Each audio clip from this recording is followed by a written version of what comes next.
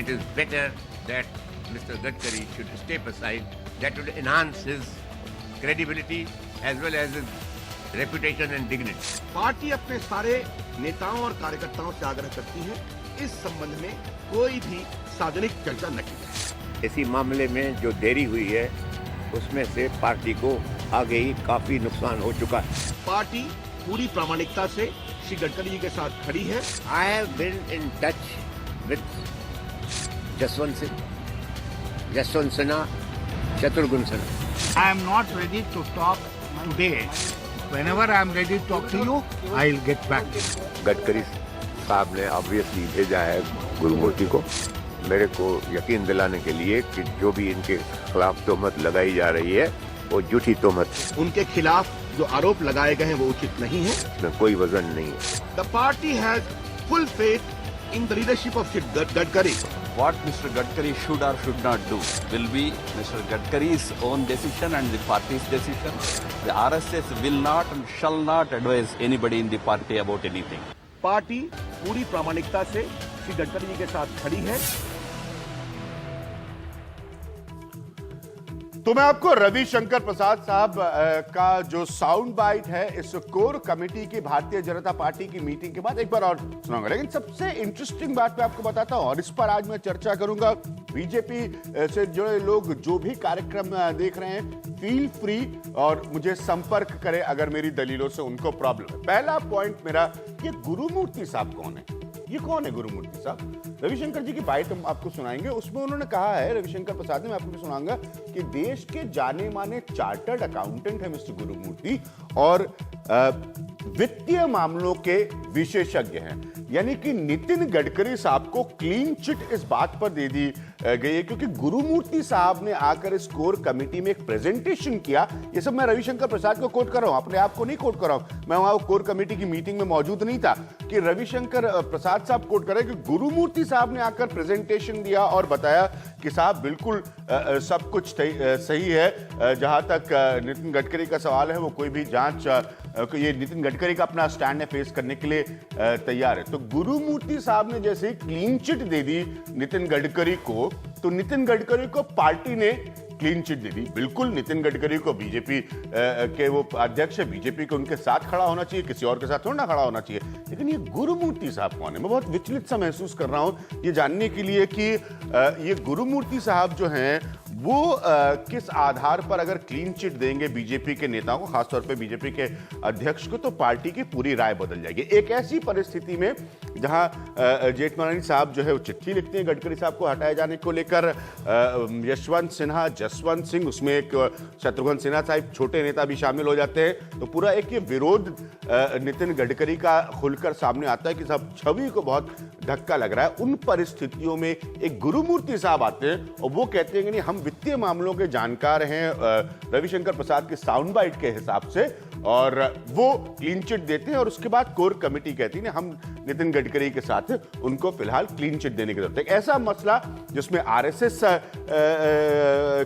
के लोगों के बयान आ रहे, एक ऐसा मसला जिसमें फंडामेंटल पॉइंट ये रेस किया जा रहा है कि अगर ये स्टोरी है, अगर ये मसला है, तो क्या ये बीजेपी को इस बात को लेकर कटघरे में खड़ा करता है कि क्या वो हाई मॉरल ग्राउंड ले सकती है करप्शन के इशू पर कांग्रेस को फाइट करने के लिए? इन सब के बीच में मैं फिर वापस आ रहा हूं, एक गुरुमूर्ति साहब है जिन्होंने क्लीन चिट। सबसे पहले सुनिए रविशंकर प्रसाद इस कोर कमेटी की बैठक के बाद क्या कह रहे थे।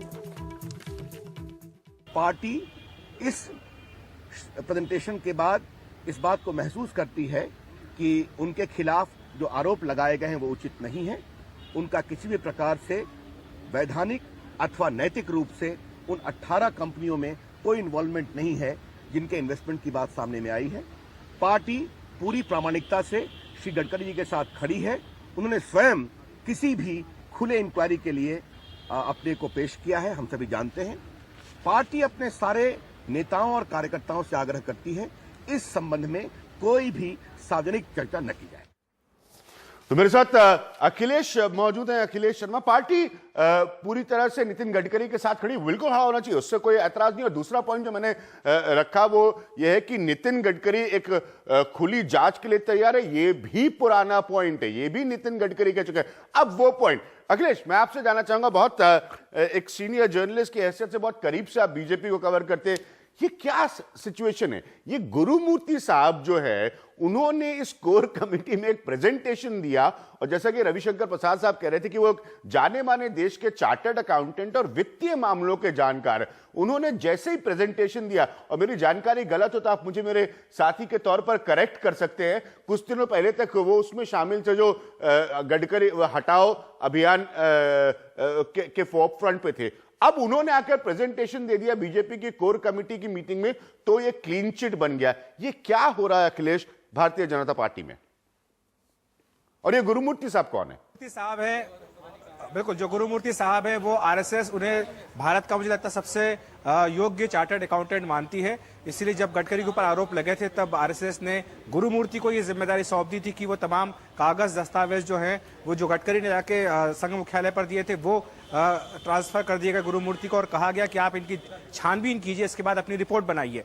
उसके बाद गुरुमूर्ति ने छानबीन की, रिपोर्ट बनाई, और वो रिपोर्ट का आज बाकायदा कोर ग्रुप में प्रेजेंटेशन किया गया, और ये कहा गया कि जो आरोप लगाए गए हैं वो बेबुनियाद है, लिहाजा इन आरोपों के हिसाब से गडकरी को इस्तीफा नहीं देना चाहिए। ये बात आज यहाँ पर स्पष्ट की गई। गुरुमूर्ति साहब वही हैं जो बोफोर्स कांड जब हुआ था तब लगातार पर्दे के पीछे रहकर मदद करते रहे थे उस कांड के कई सारे पहलुओं को सामने लाने में।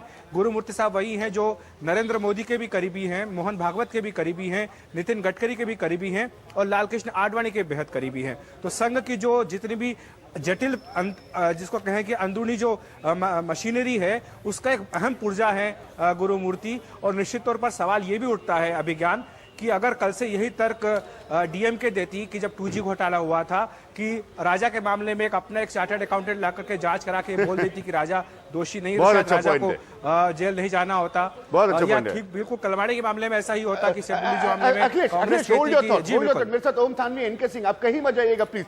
ओम थानवी, ये क्विक रिएक्शन, यही पॉइंट मैं आना चाहता हूं। अब आगे से अगर बीजेपी के किसी नेता पर आरोप लगे तो अगर गुरुमूर्ति साहब क्लीन चिट दे देंगे तो कोई दिक्कत नहीं। सबसे बड़ी बात यह है कि उनके पास इतने बड़े बड़े वकील हैं। हाँ। जेटली कहाँ गए? हाँ। और वो भी जांच करके सारे कागजों की और बहुत अच्छा डिफेंस कर सकते हैं। हाँ। लेकिन वो लोग डिफेंस नहीं कर रहे हैं, और अचानक बचाव में जो है वो गुरुमूर्ति को लाया गया है। ये ऐसा ही है कि खुद वो जो राष्ट्रीय अध्यक्ष हैं पार्टी के, वो अपना बचाव करेंगे तो लोगों के गले नहीं उतरेगा, तो कोई दूसरा व्यक्ति उनका नकाब पहन करके तो वही तर्क दे रहा है। दूसरा व्यक्ति कौन है ना? पॉइंट यहाँ पर ये बताइए। ये मतलब ये आप कोई प्रॉपर इंस्टीट्यूशनलाइज जांच से नहीं गुजरे। अगर हम लोग टेक्निकल फैक्ट्स की सर इस वक्त बात करते हैं, आप जानते हैं कि जो, और उसमें कांग्रेस का एंगल आ जाएगा, वो पॉइंट नहीं, लेकिन एक इन्वेस्टिगेशन हो रहा है इनकम टैक्स के लेवल पर, उन सब के बीच में साहब गुरुमूर्ति साहब ने अपने कागजों के आधार पर एक प्रेजेंटेशन बनाई है, और उन्होंने एक कोर कमेटी को प्रेजेंटेशन रख दी। उन्होंने कहा साहब ठीक है, बिल्कुल ठीक है, तो उन्होंने कहा आपने ठीक कहा। असल में गुरुमूर्ति का इतिहास यही है,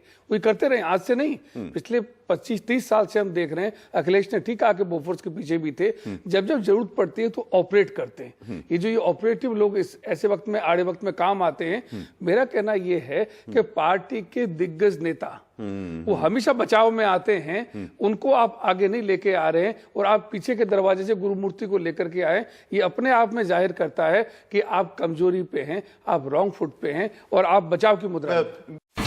India's #1 news app just got even better. Download NDTV's new app, fully optimized for retina display, full screen view, faster response time, and Sudoku. NDTV's new iPad app. Download now.